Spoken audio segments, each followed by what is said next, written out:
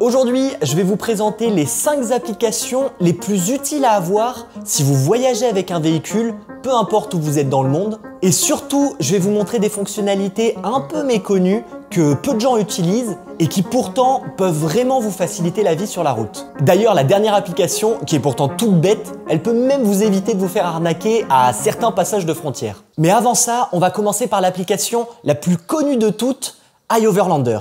Alors avec iOverlander, bien sûr, vous pouvez faire les trucs classiques comme chercher un endroit pour dormir, un endroit pour se remplir en eau, pour remplir sa bouteille de gaz. Mais si vous prenez un peu le temps d'explorer tous les filtres qu'il y a dans l'application, il y a plein d'autres infos super utiles qui apparaissent. Le premier filtre que je vous recommande vivement d'utiliser, c'est le filtre Warning. Il vous permettra de repérer facilement si vous êtes dans une zone où il y a déjà eu des problèmes de sécurité, parce que oui, quand on voyage en Amérique centrale ou dans certains pays d'Amérique du Sud, il y a parfois des endroits où il vaut mieux éviter de dormir seul en mode camping sauvage.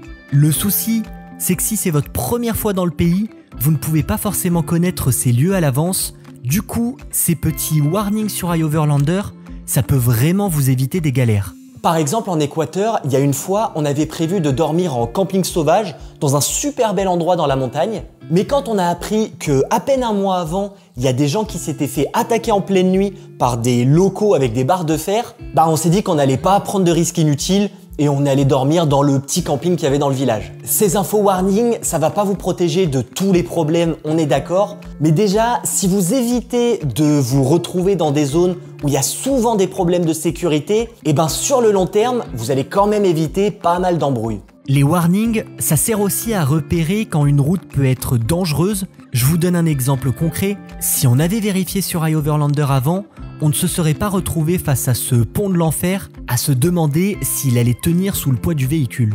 Ensuite, dès que vous devez passer une frontière, inutile de perdre du temps à chercher sur internet les infos sur les papiers ou la procédure, vous activez simplement le filtre Custom and Immigration et pour chaque poste frontière, vous trouverez des commentaires de voyageurs qui sont passés là quelques jours avant vous et ils expliquent tout en détail. D'abord, il faut aller dans le bureau A pour faire valider tel document, ensuite dans le bureau B pour l'assurance du véhicule et ainsi de suite. Vous avez toutes les infos nécessaires pour passer n'importe quelle frontière sans stress. Et le dernier filtre que je vous conseille d'activer, c'est le Tourist Attraction. Ça vous affiche tous les lieux touristiques dans la zone. Alors évidemment, si vous êtes au Grand Canyon ou dans un endroit ultra connu, peut-être que ça ne vous apprendra rien de nouveau. Encore que, il y a souvent des commentaires super utiles sur les randos à faire et le temps qu'elles prennent. Mais là où ça devient vraiment intéressant, c'est quand vous êtes dans des coins beaucoup moins touristiques. Parfois, il y a des lieux incroyables répertoriés dans l'application dont vous n'auriez jamais entendu parler autrement. Et bien sûr, comme je le disais au début, avec iOverlander, vous trouverez aussi des spots pour dormir, des points pour faire le plein d'eau, de gaz, prendre une douche. Bref, c'est une mine d'informations super pratique quand on voyage avec un véhicule. Et si vous préparez un long voyage et qu'il y a certains pays qui vous font peur, faites comme nous. Moi, juste avant de partir, il y avait des pays comme le Mexique ou la Colombie où je me disais « ça va peut-être être compliqué de trouver des spots pour dormir gratuits ou ce genre de choses ». Et du coup, ce que j'ai fait, c'est que j'ai ouvert l'application iOverlander, je me suis amusé à zoomer un peu sur la carte et quand je me suis rendu compte que peu importe où je regardais sur la carte, il y avait toujours des endroits pour dormir, trouver de l'eau, trouver du gaz. En fait, je me suis dit que ça allait être super facile de voyager dans ces pays. Petit point négatif quand même, depuis quelques mois, iOverlander est devenu payant. La version 1 qu'on a utilisée pendant presque 3 ans sur la route ne fonctionne plus. Et maintenant, vous êtes obligé de passer par la version iOverlander 2. Et sans l'abonnement payant, impossible de télécharger les cartes hors ligne. Et franchement, ça casse un peu l'intérêt de l'application. Mais soyons honnêtes, si vous partez faire un long voyage, je vous conseille vraiment de prendre l'abonnement. Ça coûte 50 € par an et vu toutes les infos que l'application vous fournit, ça les vaut largement.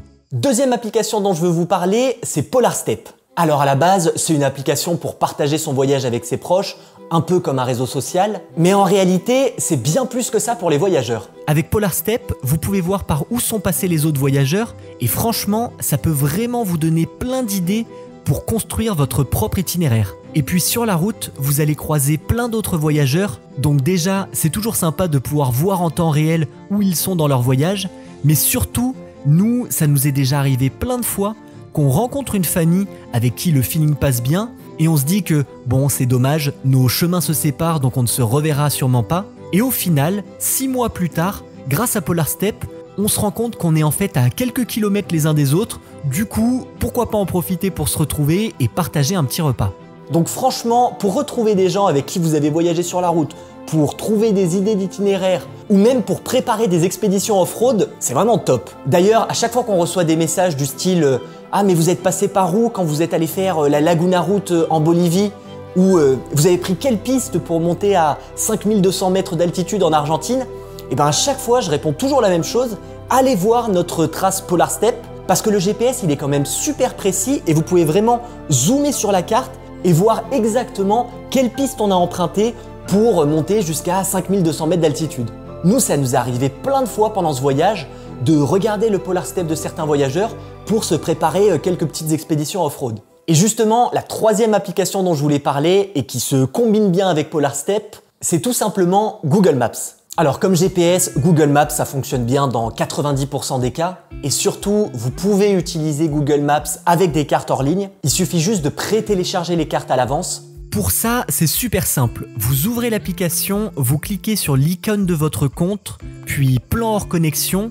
Ensuite, vous sélectionnez votre plan, vous dézoomez et vous téléchargez la partie de la carte qui vous intéresse. Alors oui, pour certains grands pays, il faudra répéter l'opération plusieurs fois, mais une fois que c'est téléchargé, vous pouvez utiliser le GPS même si vous n'avez pas internet. Après, pour les pistes un peu plus off-road, Maps.me, ça fonctionne quand même un peu mieux. Et on peut aussi télécharger les cartes hors ligne. Mais moi, si je parle de Google Maps, c'est surtout pour pré-enregistrer les lieux à visiter.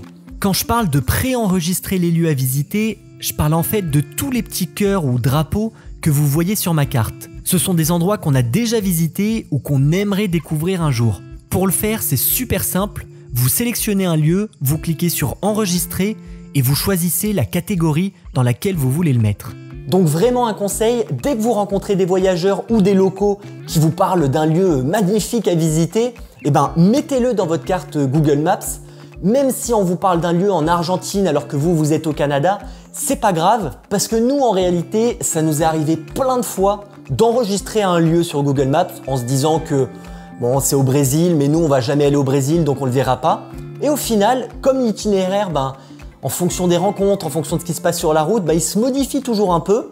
Et on s'est retrouvé plein de fois à visiter des lieux qu'on devait normalement ne pas visiter et qu'on avait enregistré sur Google Maps il y a 1 an ou 2 ans à l'avance. Et pour rappel, sur notre page Tipeee, vous avez accès à tous nos lieux préférés qu'on a visités pendant ce voyage en Amérique. Quatrième application que je vous recommande d'avoir, c'est Météo Radar. Alors oui, c'est une simple application météo comme les autres, mais ce qui est important quand on voyage avec un véhicule, c'est d'avoir accès à une carte en temps réel. Et quand je parle de carte météo en temps réel, je parle de ce genre de carte où vous pouvez visualiser le pays et sélectionner les infos qui vous intéressent. La pluie, la température ou encore le vent. Et surtout, quand vous commencez à descendre vers Ushuaia, croyez-moi, ça devient vite indispensable de surveiller la vitesse du vent sur la carte parce que quand les rafales dépassent les 100 km/h, il vaut mieux éviter de prendre la route. Surtout si vous avez un véhicule un peu haut, ça peut vite devenir dangereux.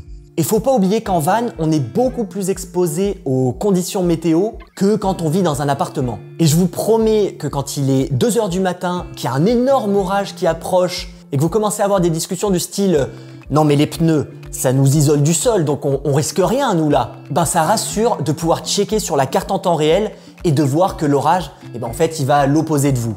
Et si jamais l'orage, en fait, il vous fonce dessus, au moins vous aurez le temps de regarder sur internet, est-ce qu'on peut mourir foudroyé dans un van? Alors par contre, avec cette application, évidemment, on est un peu limité avec internet. Et enfin, et la 5e application dont je veux vous parler, et heureusement que c'est la dernière parce que je suis en train de dégouliner de chaleur, c'est Currency. Donc une application pour avoir les taux de change des différentes devises des pays, même hors connexion. Et cette application, elle va être particulièrement utile si vous prévoyez de voyager en Amérique centrale et que vous allez passer pas mal de frontières. Alors pourquoi je parle spécialement de l'Amérique centrale? C'est parce que dans cette région du monde, il y a toujours des gens aux frontières qui sont là pour échanger de l'argent. En Amérique du Sud, en général, le visa est gratuit et l'assurance du véhicule, vous n'êtes pas obligé de la prendre directement à la frontière. Donc techniquement, vous pouvez rentrer dans le pays sans avoir encore la monnaie locale en poche. Mais en Amérique centrale, c'est une autre histoire. Les visas sont souvent payants Et on vous oblige presque toujours à prendre l'assurance de la voiture à la frontière. Alors parfois ils acceptent l'argent des pays voisins, mais c'est pas systématique. Et oui, ils prennent les dollars, mais en règle générale, on préfère garder nos dollars de côté en cas de problème. Du coup, très souvent, on se retrouve à devoir échanger l'argent de l'ancien pays contre la monnaie du nouveau. Et là, si vous n'avez pas regardé le taux de change à l'avance et que vous n'avez pas de connexion internet, vous allez vous retrouver face à un mec avec une énorme liasse de billets qui n'a qu'un seul objectif, vous refiler le pire taux de change possible, et si vous n'avez aucune idée du vrai taux, c'est quasiment impossible de négocier. Nous, ça nous est déjà arrivé une fois où on a dû échanger à l'aveugle, et résultat, on lui a donné l'équivalent de 40 €, et je pense que le gars s'est fait au moins 20 € de marge là-dessus. Donc l'appli Currency, super important de l'avoir sur son téléphone. Donc nous, en presque 3 années de voyage à travers le continent américain, c'est vraiment les seules 5 applications qu'on a utilisées régulièrement sur la route. Alors si vous avez des idées d'autres applications indispensables dans un voyage, n'hésitez pas à les mettre en commentaire. Mais nous, honnêtement, avec ces 5 applications, on a réussi à régler quasiment tous les problèmes qu'on a rencontrés sur la route. Donc maintenant, vous savez tout. Merci d'avoir regardé cette vidéo. N'oubliez pas de vous abonner pour ne pas rater les prochaines. Et à la semaine prochaine. Ciao! Oh, je suis en transe.